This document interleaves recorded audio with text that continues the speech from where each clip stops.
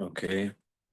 Good morning. We would like to thank Hashem for giving us the opportunity to learn every day, and Raful Shlema for Rav, Rabbi Smith's father, and Rav Naftali ben Menuchabela, and for everyone else that needs. Okay. We're on 28b. We have been discussing the machlekas between Rav Yochanan and Rish Lakish regarding the two loaves. Now, Rav Mari said, we learned in the Mishnah that the sages declared void four types of nadar.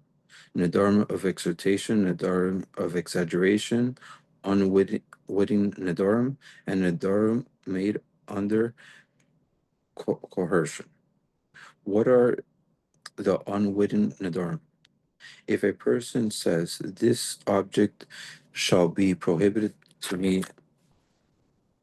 as one, if I ate or drank today, and he then remembered that he had eaten or drunk, or if he said, let this object be prohibited to me as a quantum, or if I eat or drink today, and he forgot his nether and ate or drank on that day.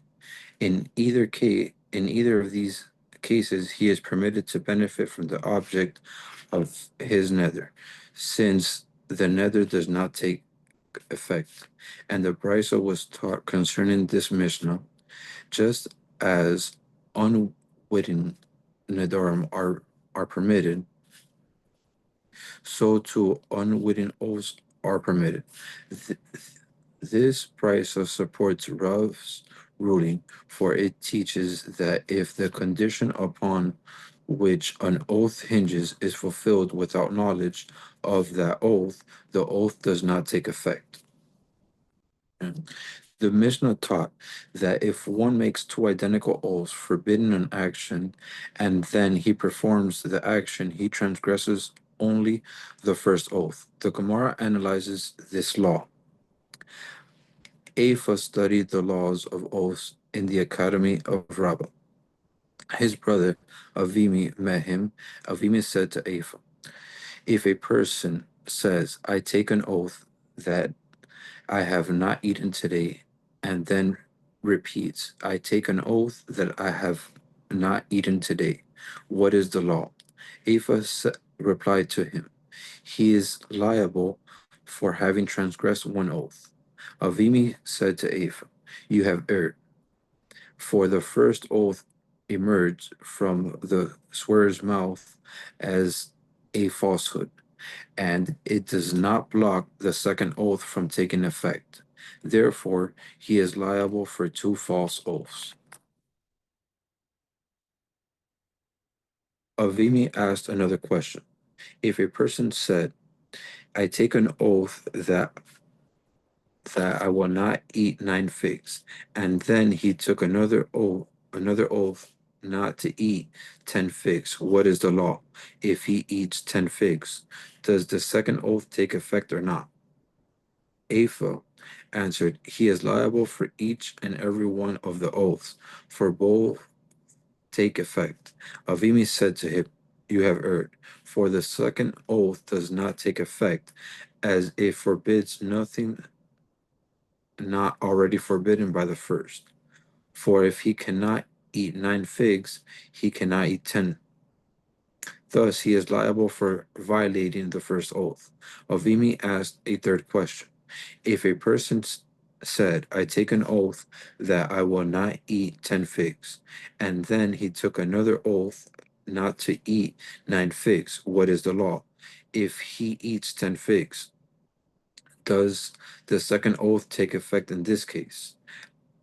Apha answered, he is only liable for transgression of one oath, for the second oath does not take effect. Avimi said to him, you have erred yet again, for in this case the second oath prohibits more than the first, for for under the restriction of the first oath the swearer could not eat 10 figs, but at least he could eat 9. The second oath forbids even this, and thus it takes effect. Accordingly, one who eats 10 figs transgressed 2 oaths. The Gemara describes a scenario where Afa's opinion would be valid. Abaya said, there are times where we find Afa's ruling to be the correct one, i.e., in a situation similar to that discussed by the master. For Rabbah said, if a person says, I take an oath that I will not eat both figs and grapes today, and he he then said, I take an oath that I will not eat figs today, and he unwittingly ate figs, and after becoming aware of his transgression, he designated an animal for the sacrifice which he is liable to bring, and afterwards he ate only grapes. He is not liable for transgression of the first oath. Excuse me, for his eating of the grapes is only half the required amount of consumption to transgress the oath, and one is not liable to bring an offering for consumption of half the required amount. Here too, in a similar situation, Afa's ruling would be correct. For instance, in a case where the swearer said, I take an oath that I will not eat 10 figs, and then and he then said, I take an oath that I will not eat 9 figs. Then he then ate 9 figs, unwittingly transgressed his second oath, and after becoming aware of his transgression, he designated an animal as a sacrifice, and he then ate a tenth fig. In this case, it was ruling that he is liable for transgressing only one oath is correct, for the 10th fig is only half the required amount of consumption to transgress the first oath, and one is not liable to bring an offering for consumption of half of the required amount. Okay, so new Mishnah 29a. Okay. The previous Mishnah set set down the punishments for a vain oath. This Mishnah delineates the different types of vain oath. Which is a vain oath? If if one swore to contradict that which is well known. For example, he said about a stone column that is made of gold, or about a man that he is a woman, or about a woman that she is a man. These are examples of things that are known to others. That it's obvious that it's not correct. The Mishnah lists another type of vain oath. If one swore about seeing or performing something that is impossible for him to have seen or performed, for example, if he did not see a camel flying in the air, or if I I did not see a snake like the beam of an olive press, his oath is in vain. Another example of an oath concerning the impossible. If one told witnesses to know information favorable to him, come and testify for me in court, and they replied, an oath that we will not testify for you. Their oath is in vain. Similarly, if one swore to defy any commandment of the Torah, for example, he swore not to make a sukkah for the festival of Sukkah. Here it mentions that he didn't intend not to make the sukkah, is that he didn't have a sukkah, so he wasn't making one. So his intent was like he wasn't gonna have a sukkah to dwell in, which is the mitzvah. Um, Not to take the lulav on sukkahs, or not to don tefillin. His oath is in vain. In in summary, the Mishnah states, this is the definition of the vain oath, for which one is liable to to lashes for a willful transgression of it, and is exempt from liability for an unwitting transgression of it. The Mishnah concludes with a related ruling. If one swears on oath that I will eat this loaf, and then swears an oath that I will not eat it. The first oath is a binding oath of utterance, and the second oath is a vain oath. Accordingly, if he ultimately ate the loaf, he transgressed the prohibition against a vain oath. And if he did not eat it, he transgressed the prohibition against violating an oath of utterance. Okay, Gemara. The Mishnah's first definition of a vain oath is one that contradicts a well-known fact. For example, a certain stone column is actually gold.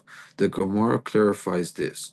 Uda said, this is applicable only if the column was previously di- discerned to be stone by at least three people. The Mishnah stated, if one swore about seeing or performing something that it is impossible for him to have seen or performed, for example, if I did not see a camel flying in the air, the Gemara analyzes the meaning of this unusually worded oath. In the Mishnah's case, the swearer did not say on oath that I saw a camel flying in the air, but rather, if I did not see a camel flying in the air, what is the meaning of if I did not see? The Gemara offers two answers. Abaya said, teach the Mishnah as meaning that the person said on oath that I saw a camel flying in the air. Rava said, the Mishnah refers to a case where the swearer says, let all the produce in the world be prohibited upon me with an oath, if I did not see a camel flying in the air. Having explained the meaning of the oath, the Gemara questions the premise that it is necessarily vain. Okay.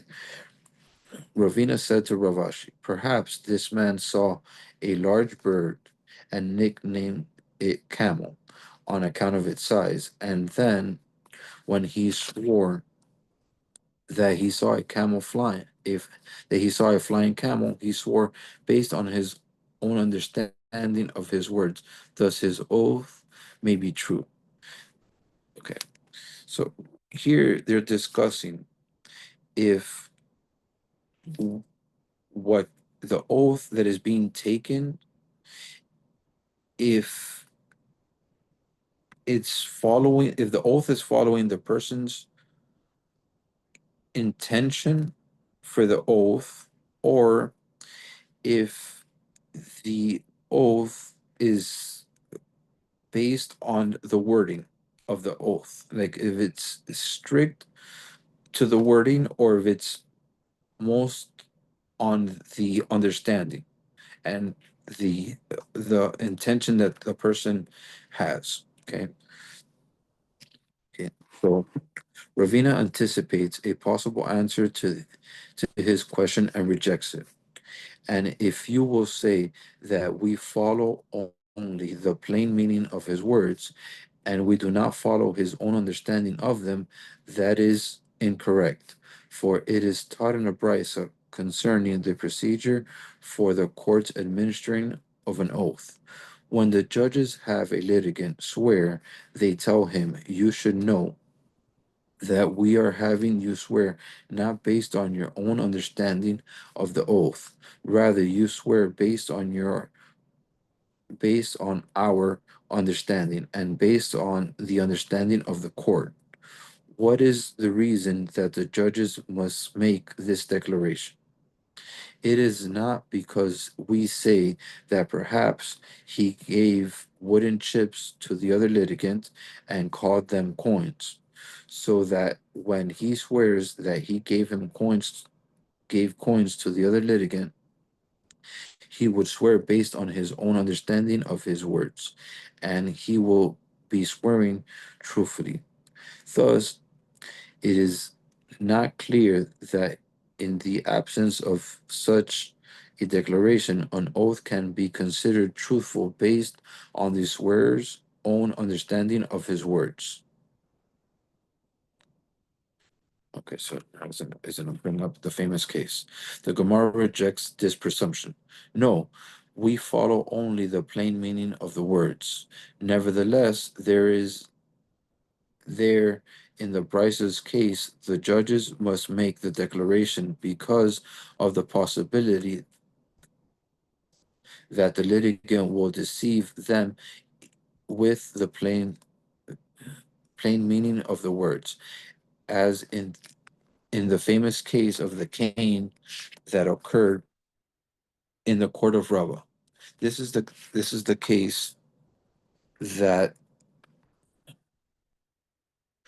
this is the case that Reuven took Shimon to court because of a loan, and then Reuven took an oath that he had like repaid Shimon the money, and the money was inside like a hollow like walking stick.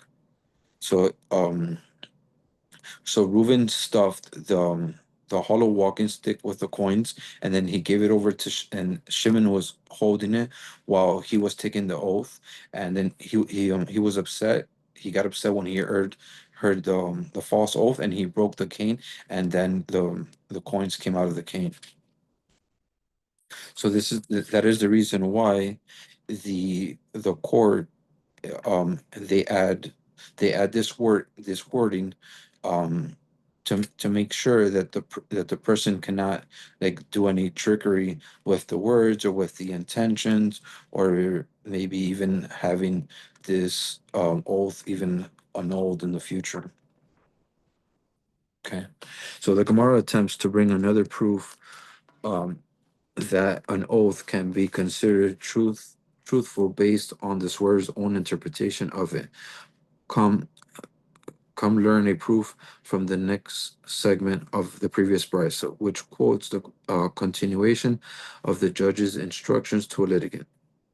For we have for so find when Moses had the children of Israel swear to abide by the laws of the Torah, he said to them, know that I am having you swear not based on your own understanding of the oath, rather you swear based on the omnipresence understanding and based on my understanding. But why was Moses' declaration necessary? He should simply have told the people, I adjure you to observe whatever Hashem has commanded. It is not so that his declaration was necessary because he needed to preclude the possibility that when taking the oath, they would have in mind to observe the tenets of a given idol, referring to the idol um, as God, and they would then not be bound to observe Hashem's commandments. The Gemara rejects this proof. No, Moses' declaration was necessary because idols too are called God, even in common language. As it is written, gods of silver and gods of gold you shall not make for yourselves. Thus, an oath to observe Hashem's commandments would have allowed for dual interpretations of its plain meaning. The Gemara asks further, But Moses should have said to them, I adjure you to observe the Torah. Then the plain meaning of the oath would have been inescapable. The Gemara answers, that formula could have been interpreted to mean only one Torah, and we must observe both the written and the oral Torahs. The Gemara counters, then Moses should have said to the people, I adjure you to observe two Torahs. The Gemara answers, that could have been interpreted as referring only to the laws of Chatas offerings and the laws of Asham offerings, which which are each referred to as Torahs, but not to the other commandments. The Gemara persists. Then Moses should have said, I adjure you to observe the entire Torah. The Gemara answers, that could have been constructed as referring only to the prohibition of idolatry. For the Master said, idolatry is a particular severe sin. For anyone that renounces idolatry, it is like one that acknowledges the truth of the entire Torah. The Gemara proposes another alternative. Then Moses should have said to, to the people, I adjure you to observe the commandment. The Gemara rejects this alternative as well. That would have implied that we must observe only one commandment. The Gemara counters, then he should have said, I adjure you to observe the commandments. The Gemara answers, that would have implied no more than two commandments. The Gemara continues its challenge.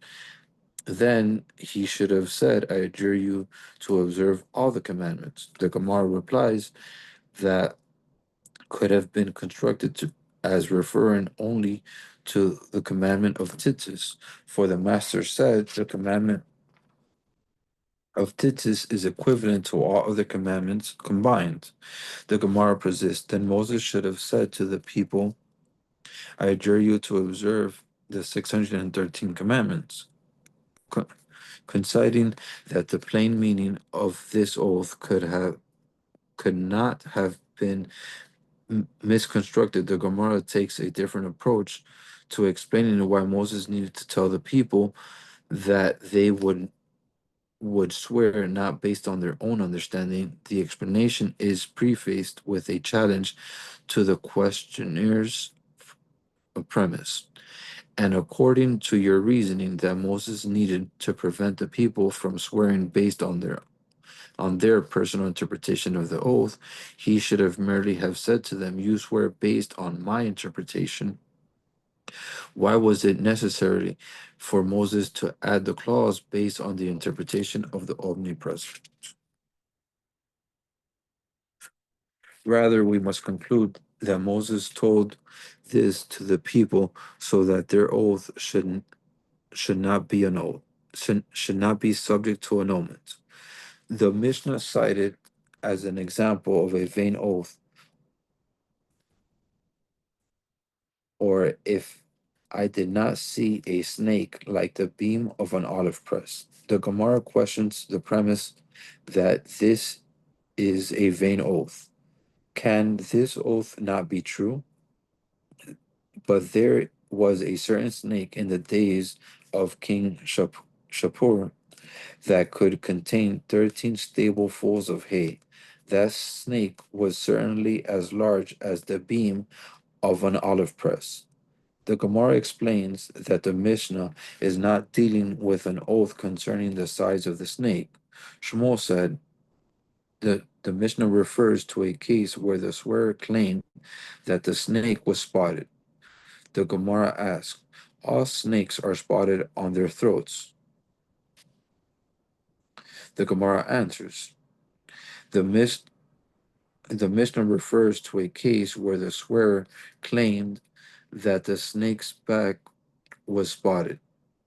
The Mishnah stated, if one swore an oath that I will eat this loaf, and then he swore an oath that I will not eat it, the first oath is an oath of utterance, and the second oath is a vain oath.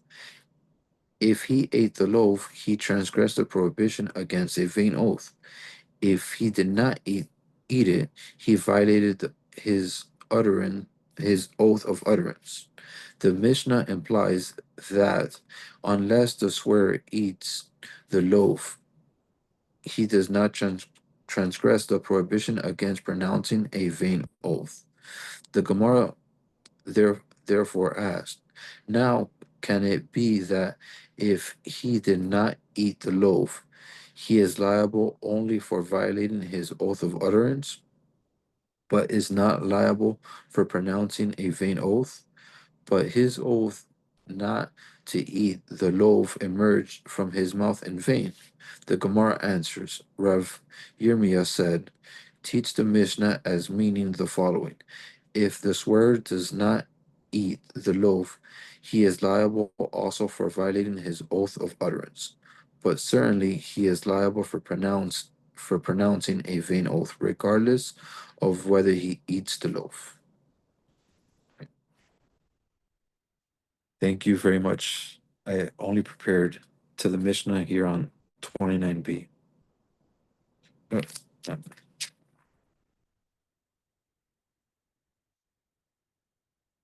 Okay. I, I reviewed the Mishnah, so I'll cover the Mishnah and I'll stop. Um,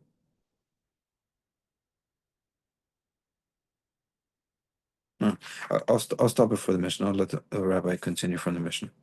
Thank you very much. Um, uh, thank you very much for joining. I hope you have a good Shabbos and a good Yom Tov. All the best. Thank you.